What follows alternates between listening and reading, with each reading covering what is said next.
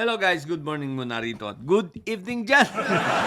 Ito kakagising lang natin, grabe ang mga balita. No? Anyway guys, natatandaan nyo pa ba kung ba't ito yung background ko? Ito yung araw na ikinontent ko na sinabi ko na itong si Mike Diferencia kasama si Paras ay magfa-file ng impeachment laban kay PBBM. At eto na nga, nangyari na. Nangyari na sila ay sinubukan nila na mag-file ng impeachment laban kay PBBM, di ba? So hindi nagkamali ang ating puting kabayo. At totoo, nagtangka ng mag-file pero ang problema bakit parang wala yatang sumipot na na congressman para mag-endorse? Kasi ang nasa plano endorse nito tsaka nito ni Miao si Miao automatic hindi na makaka-endorse, 'di ba? Dahil nga sa suspendido. Pero itong anak ni ni Sabit Sipon na member din ng congressman ng Ako Ilocano Ako party list, bakit parang hindi yata sumipot? Mukhang ng Indian. Nagkaroon ba ng change of mind? Pero guys ang nakakapagtaka yung Makabayan Black 3 congressman yung nandun para mag-endorso, 'di ba? Sino yung nandun? Yung lalaki, nakalimutan ko ang apelyido nito, si Tinyo. Si Tinyo, si Renico, at si anong pangalan ng isang babae? Elago.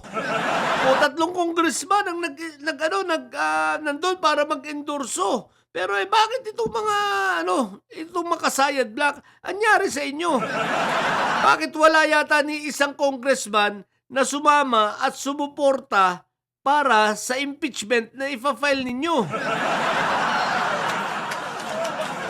Ano nangyari kay Yutman? Ilang Duterte ba yung nandyan sa Kongreso? Di ba? Ano nangyari doon sa yung anak ni Yutman din? Di ba congressman din yun? Anong nangyari kay Ungas? Ano nangyari? Bakit parang wala kayong walang congressman na gustong mag-endorso? Kulang ang bayan. Pero guys, ang importante, kita nyo naman bukayong-bukayo natin sila. Pinaplano pa lang nila, alam na natin. Anyway, matagal na nating alam na di ba, last December pa sinasabi na natin na may impeachment na paparating kay PBBM ngayong January. Tapos, ito na nga nang i-confirm ng ating puting kabayo na itong dalawang ito ay ang siyang mangunguna sa sa impeachment case na ito at nangyari nga. Kaya lang, mas marami ngayong actors talagang sumabit. Andun si Sabit Sipon, andun si Topak Show, sino pa ba? Lahat ng mga kontrabida ng mga walang kabuhay-buhay, walang kalatoy-latoy ay nandun. At lahat ng mga laos. Pero nakakatawa, walang congressman na sumama para i-endorse. Ewan ko ba sa mga ito? Ang gugulo nyo. Kulang ang bayaran, dagdagan nyo pa. Anyway, so yun lang. Comedy ang putik na yan.